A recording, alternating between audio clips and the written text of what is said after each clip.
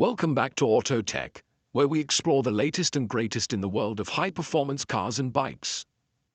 Middleweight adventure bikes, in my opinion, are the best all-rounders of the motorcycle market. They're generally quite capable off-road, have enough power to make for good fun on-road, and in the right spec, are well set for touring and distance work too. But who makes, in 2025, the best Swiss Army knife of a motorcycle? Well, here we go, with all of the options from each of the major manufacturers, in price order ascending, with the pros and cons of each of them. So kicking us off at just under 8 grand, we've got the 800 MTX from CF Moto, which is new for 2025. With CF Moto being close partners with KTM, you're getting a parallel twin that's heavily based upon their 790, and it makes decent power too at 94 horsepower. The chassis is fairly off-road biased, and while the KYB suspension and J-drum brakes aren't top-spec exotica, I think for the price one can hardly argue. Now, being built in China and being built down to a price, there will be questions about its reliability and durability in the long run, but I guess that remains to be seen until they've been on the market for a couple of years.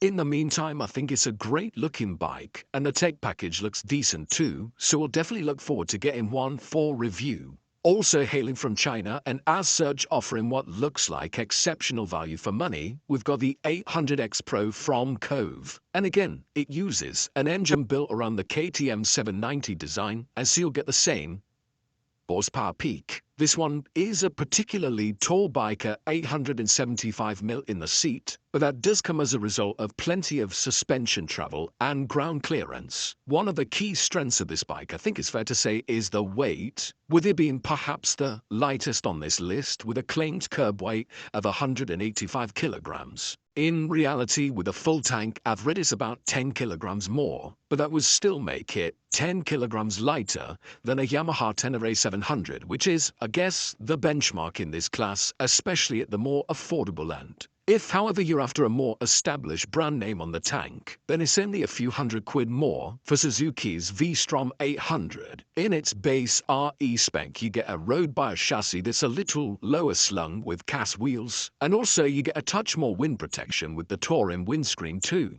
An extra £1,300 though gets you the DE variant, which is more so built with off-roading in mind, and so suspension travel goes up to 220mm. The wheels are spoked with a 21-inch front, and the paint job's a little more rally-inspired, which I do think helps with the overall look.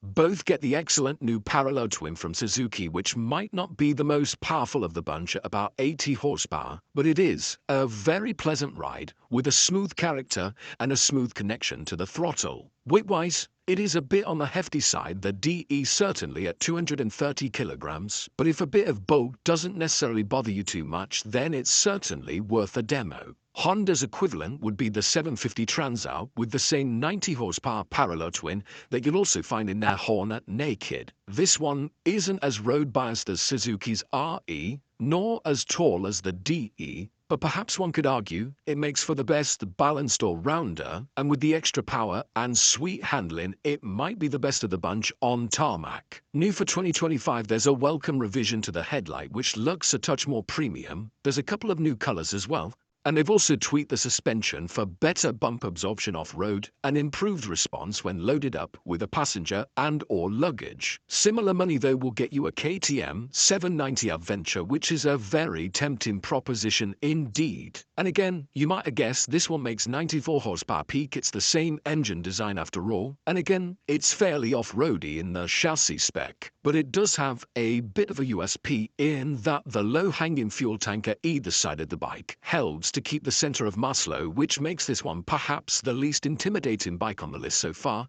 when riding off-road or at lower speeds. Tech is comprehensive too. The suspension is excellent, of course, from KTM's in-house brand WP. And while KTM are struggling with some severe financial difficulties at the moment, well, if you're willing to take a punt on one, there are some pretty heavy discounts on these at the moment. Further up the lineup, you've also got the 890 Adventure, which is very similar but with more features and more power, or the 890 Adventure R, which is a more aggressive off-roader with top-spec suspension and more of the rally look. Before you buy any of these bikes, though, you're probably best taking a demo on a Yamaha Tenere 700. It might not be the most powerful, in fact it's probably one of the least powerful bikes on this list at 72 horsepower, and it won't have the most fancy technology suite either. But it's been a top seller in this category for a good few years now, and it's very easy to see why when you take one for a spin. It's probably the best adventure bike I've ever ridden off-road, or at least the one I've enjoyed the most anyway. And while the base model is thoroughly decent, if you can stretch to one of the variants with the up-spec'd KYB suspension, I'd certainly recommend it for even better control over rough surfaces. For 2025, they have added a little more tech, which might take away from some of the rugged simplicity that made the original so appealing, but they have fixed some of the vulnerable parts like the exhaust bracket and the side stand kill switch, and they've also taken the chance to tweak the lugs too. Over at Metagasido, we've got a completely different proposition in the form of the V85 TT. I'd say this is much more of a soulful adventure tourer than it is a hardcore rally bike, but it's still worth a look if you like to travel in style. I was lucky enough to ride this one on the press launch a good few years back now, and I really enjoyed the air-cooled V-twin that had just enough power at 80 horses to have some really good fun on the road, and it also packs decent handling too. Then you've got a shaft drive, which is a nice bit of practicality. It gets a decent 23-litre fuel tank as well. And in the cockpit, there's a TFT dash for a touch of modernity, despite the otherwise retro-inspired design. In 2025, there's now a Strada version, which is road bias with cast aluminium wheels, or you've got a travel edition with all the luggage included, and so there should be something to suit all use cases, as long as you're not planning to attempt Dakar. Aprilia's Touareg 660 perhaps presents a better option if you want to go off-road, especially in the most recent Rally edition. The base model was already really quite good with oversized spoke wheels, plenty of ground clearance and travel, a good standing position, and that peppy 660 motor. But for this 2025 Rally version, while they've beefed up the wheels, given it single-rate springs in the suspension, added some extra protection under the belly, and fitted it with an SC Project exhaust system to make it a touch more aggressive and I think worthy of the Rally name. Plus, I think it looks absolutely fantastic in the red, purple and black paint job with the gold fork and the gold wheels and the high front mudguard. Moving up a bit now in terms of capacity though, as we get to the more expensive end of the list, we've got the BMW F900 GS, which underwent a huge overhaul last year. You see, the previous generation F850 GS was a decent bike, but perhaps not outstanding in any one area. And so for 2024, they slimmed it down, they gave it more power, and they revised the ergonomics to make it more conducive to standing up. It's certainly a much more capable off-roader now, but of course that comes with some compromises on the road where it feels less comfortable and a bit less planted. Still, you've always got the F800 GS and the F900 GS Adventure in the lineup, which are both more suited to road riding and touring.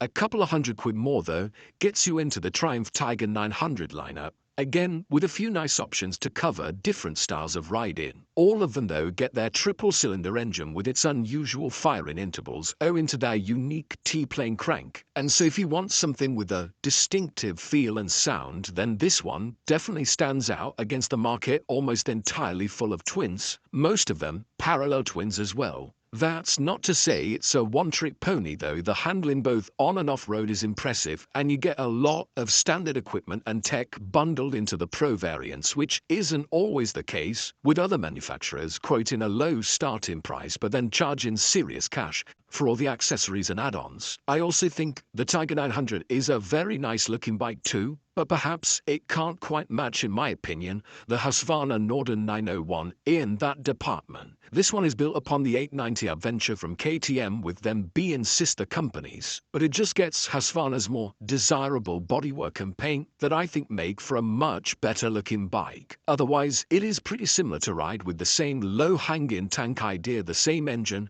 the WP suspension, and a tech package that gets mostly the same features, albeit reskinned in terms of the visuals on the dash. There is an Expedition variant with more suspension travel and soft luggage thrown in, but for me, I found the standard bike more enjoyable on the road with a bit less weight transfer, and yet still realistically capable enough off-road for most riders. Top of the list though, at just over 15 grand now, it's the Desert X from Ducati. This one also has it nailed in the looks department with a bit of retro inspiration from the Kajiva elephant, but it's more than a pretty face with probably the best all-round ride and performance on this list that makes it perhaps possible to justify the high price tag. The Testostrata L-Twin is versatile and has enough punch. The handling is as good on-road as it is off, and the tech package is thoroughly comprehensive and very easy to use. More money will get you the more aggressive rally variant. There's a Discovery version too with the luggage and touring windscreen. But for me, I think the standard bike is a great starting point, and as I've said a few times in this video, perhaps the balanced best of both worlds. Thank you for joining us in this video. If you found this content engaging, don't forget to hit that like button, share it with your friends, and subscribe to our channel for more thought-provoking insight. And remember, your comments are invaluable to us, so share your thoughts below. And people wealth be with you.